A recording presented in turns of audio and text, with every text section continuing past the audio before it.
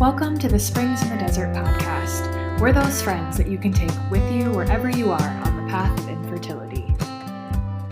Hey listeners, I am Jillian, your podcast host, and I'm so excited to welcome you back to the podcast today. It's been a little while since I have truly hosted, and if you hadn't heard the episode that I recorded with Cassandra about being carried, you should check that out. I tell you a little bit about my story and where I've been, and I'm just so excited to be here with you and with one of my most favorite people to record with, the one and only Mama Ann. How are you today, Ann? I'm doing great, and always great to be with you and to have you back. Yes, I'm so excited. It's so good and important to have conversations, and it's just what a privilege to have technology that can do this and talk to people across the country.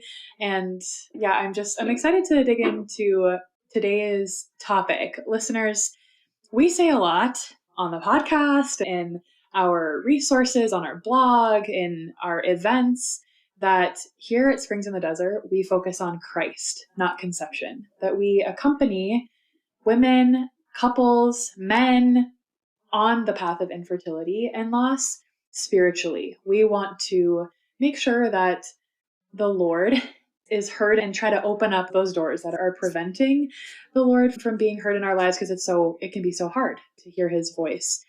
And so I want to talk today with Ann about what does that mean and why do we say that and why is it important? So maybe let's start there, Ann. Why is that our focus? And yeah, how has that come up in conversations that you have? Yeah, I also think this is an important conversation for us to have. And if there are people who have been with us for a while, part of this community, they've heard this, we've talked about it on the podcast, we've written about it, it's embedded in our mission statement, it's all over everything that we do. But if there are new listeners, new people coming to the community, I think it's helpful to explain it and break it down a little bit. But I think what has drawn me to come back to this, come back to the basics, this is a basic of our ministry, is that I've been having a lot of conversations with people, especially as I've gone to a lot of conferences, I've spoken at some events over the last several months, and I meet people who are maybe physicians, or they are working in a diocesan office, or they're working in the pro-life movement. And when I tell them about Springs in the Desert, they get very excited. And then inevitably they will share, oh, yes, I work in marriage ministry, and we have some couples who are infertile. And I cringe when they use that word, but they'll say, yeah, and we're praying for them to conceive, which is great. Okay, we should do that. But that's immediately where they go. Or they will say, oh, yeah, we know some couples, and it's just so sad, which, yeah, it's sad, but maybe not quite as pitiful as it sounds when they say it. Or they will ask me the question, I get this a lot, oh, so do you talk about restorative reproductive medicine and NAPRO, and do you refer to physicians? And so I found that it is difficult to explain to people that's not where our ministry focuses and why not. And I think they're taken aback by it. And I can see in their eyes a little bit that they don't quite get it, because of course, why would you not do everything you can to find the solution to this problem? So that's why I think it's important for us, just among our listeners and our community, to go over it again. And also for anyone who might be listening, who is a physician, who is a family member of someone carrying this cross, someone who works in the pro-life movement or in a diocese of clergy, to hear this message and why we say we focus on Christ, not conception. And I really would be remiss if I didn't say that, sadly, I cannot take credit for that little slogan of ours. That goes very appropriately to our communications manager, Cassandra, who came up with that, I think back in 2021 when we were doing the OSV challenge, but it so well describes not only our ministry and our approach, but what makes us so different from other ministries or other approaches to infertility and even to loss. Yeah, that's so well said. And I think it's important to note too, your point, that it's a good thing to try to find a solution to problems. However, I think that where it would be good to reflect on is, what is a problem? That, yes, right, infertility is indicating that physically, biologically, there is something that isn't working in the order that it was created to. So certainly there is something to address there. However, suffering that is happening within that, the grief, the discernment, all of the sort of components of infertility or loss, there's a richness to that for the spiritual life. And that is not a problem, really. Like, that's the goal of the Christian life. And so I think that when we're talking with others around the country or in our parish or to our pastor, that there's a good, that if they have a misunderstanding of our ministry or the spiritual support that's being sought, is that we're talking about two different things. And it can be helpful to get on the same page, that yes, there are many paths of discernment and many physicians or pathways to fruitfulness that couples can discern. But in each of those, spiritual support is needed and an essential part to that discernment. And so reframing that, I think, is helpful. But it might be difficult to do if someone hasn't thought of that before. Yeah, and I think there are two prongs to this, whatever we want to call it. It's a slogan, it's a tagline. It's more than that to us, but it's catchy. We focus on Christ, not on conception. And I think there are two prongs to that. One is what we just touched on, and that's the messaging that we are giving out into the world to these people who maybe don't have this as part of their experience. And it's not that you have to have every single experience in the world to be able to empathize or have compassion. But there is something about this experience of infertility and loss that does make it, I think, sometimes challenging for people who have not had the experience to fully get what it's like and this message that we're trying to put out. And then the other prong, I think, is the people who are in the trenches, the people in our community, some of us on the team, whether it's a current part of our marriages or if it's something that we really experienced in the past, is that trap of a hyper focus on conception that ends up being to the detriment of other aspects of our life, maybe causing conflict in our marriage, causing maybe inner conflict, spiritual and emotional, physical effects of treatment, external pressures. That's not to say that it means we hope that you don't conceive or we want you to stop trying.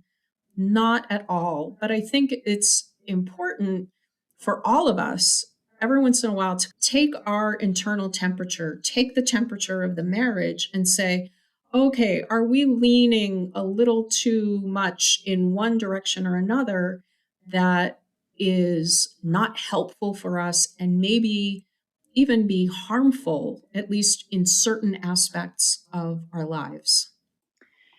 And that, I love that so much. And it was reminding me of when I joined the Springs team.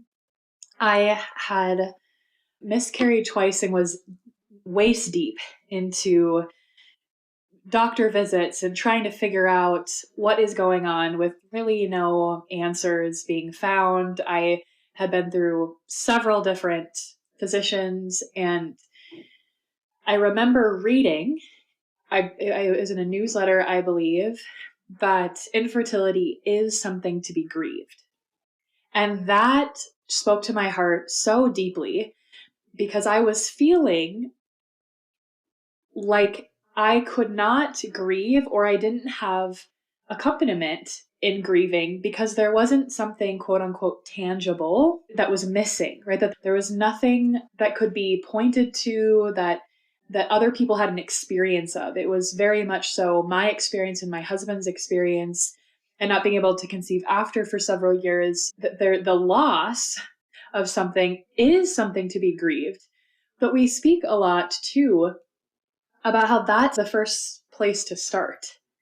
And so if we ourselves who are carrying this cross haven't quite had the space to see that, or haven't had someone say, hey, it's okay to be sad about this. This is a loss. Then it is going to be harder potentially for those around us to see that spiritual support is needed, because it often starts right as this biological concern. And we go right to those experts, to the people who can help us physically. And then typically, at least for me, and maybe this isn't everyone, I don't want to generalize, but for me, the spiritual component comes after. I see, oh wow, I've been really working a lot here, and I have forgotten to, as you said, like find the happy medium there, to come to the virtuous middle of taking care of my whole body and my whole person. And so I think, right, it's a both and, that as we know more about our crosses and our, yeah, finding a richer, deeper relationship with the Lord in that cross, others around us can see that it's a multifaceted path, right? It's a multifaceted experience. And but that's a long road to walk. But that's the life of Christianity, right? To continue walking that. And so I think, and I'm wondering, right, and for us, it's easy for me to say, just keep fighting the good fight, right? Just keep growing closer to the Lord, and others will fall in behind you. That's the sum of what I was just saying. So how do you respond to other leaders when you know that, like, all right, they didn't quite get it, but I'm hopeful that they will in further relationship? How do you keep up that hope and continue those conversations?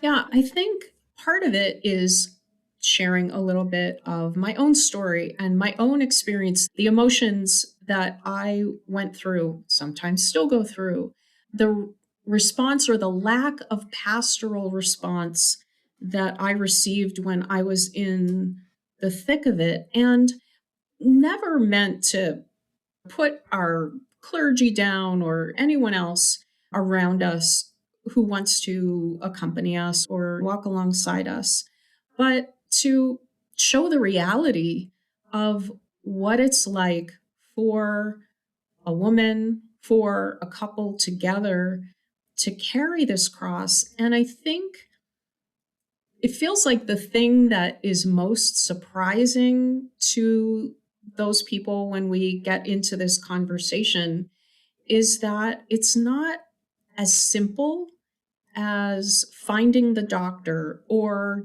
saying the novena or filling out the adoption papers, that there is so much more emotionally and spiritually going on, and also physically. For anyone who has gone to a naprodoc or a restorative reproductive medicine or an endocrinologist, like tests, shots, surgeries, pills, they can take a toll on your body. Some of them can really mess with your mood. And what is the fallout from that? Your marriage, right? And you can start to butt heads. And so I'm not trying to make a case for not pursuing treatment. Like you said, infertility is a sign that there is something that is out of the order that it should be in. And just like if we had any sort of ache or pain, we would take medicine or we would go to the doctor. Same for infertility.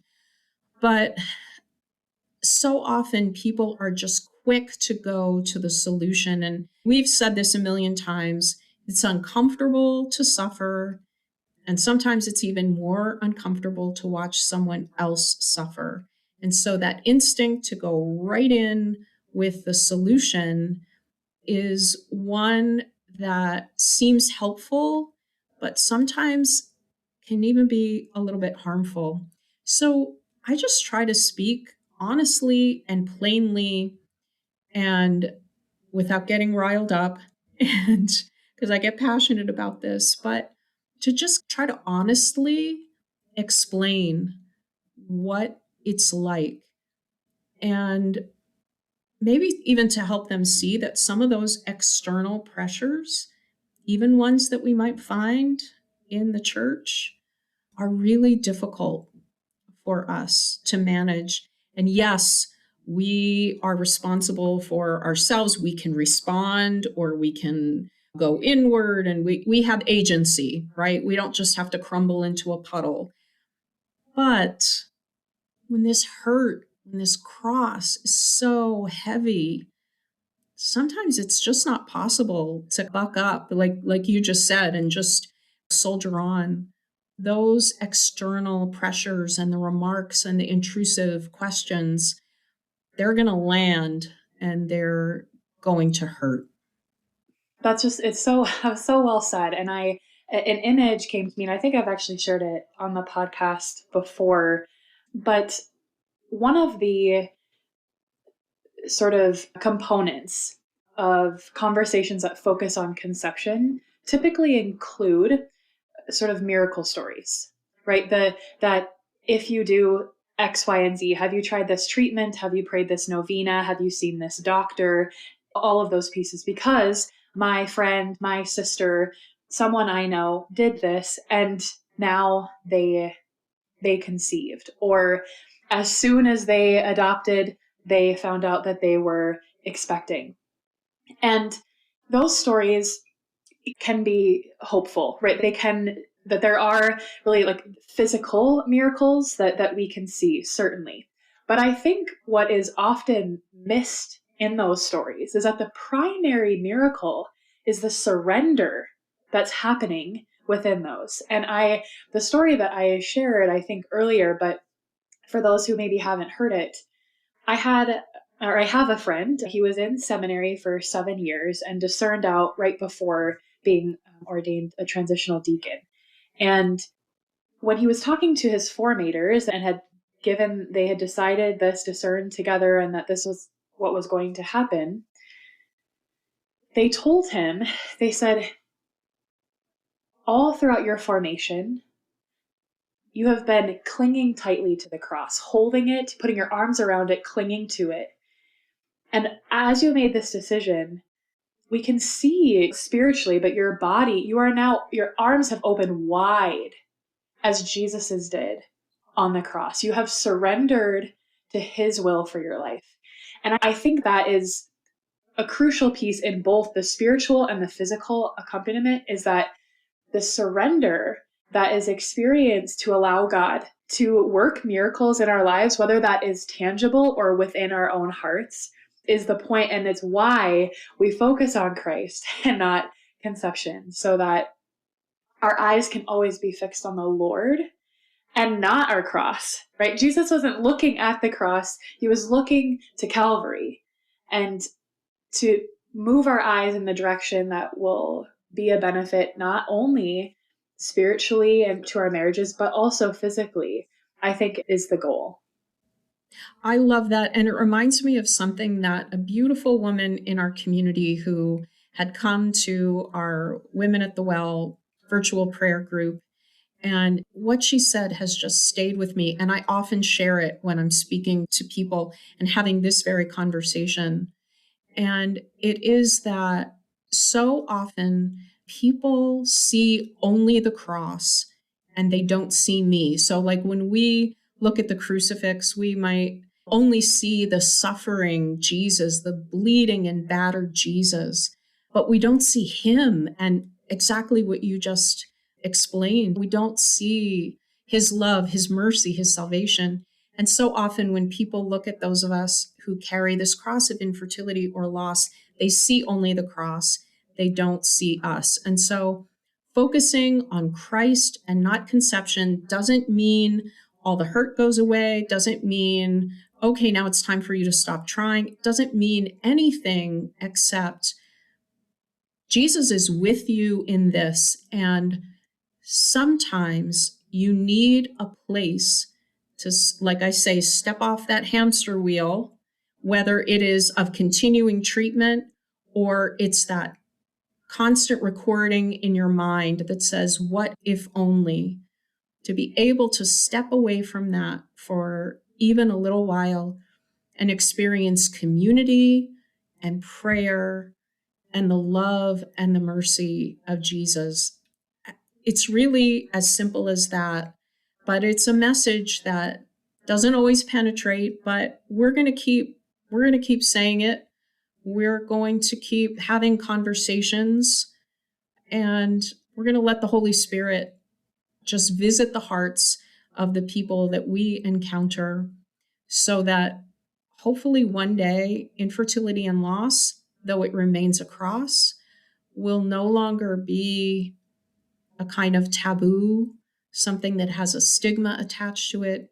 It will not be something that we feel we must be ashamed of, but that it can ultimately become a way of holiness and sanctification, a hard way, still, a way that Jesus is bringing us closer to him and refining our marriages, making them beautiful. Amen to that. And thank you so much for diving a little bit deeper into what it means to focus on Christ and not conception with me. Listeners, I really pray that this is a comfort to you wherever you're at. If you are just starting to realize the grief that is part of this experience, or if you are having conversations with others who are struggling to support you spiritually, or if we have small group facilitators and we have people who are also an extension of the team doing work, and maybe it's with a pastor or a leader, that you are not alone. And I pray that everything that Anne just said is yours and speaks very deeply to your heart. So thank you so much for being here with me, Anne, and we will see you next time on the Springs in the Desert podcast. Thank you so much for joining us for this Springs in the Desert podcast episode. We would be so grateful if you took a minute to rate and review us so that we can reach more listeners.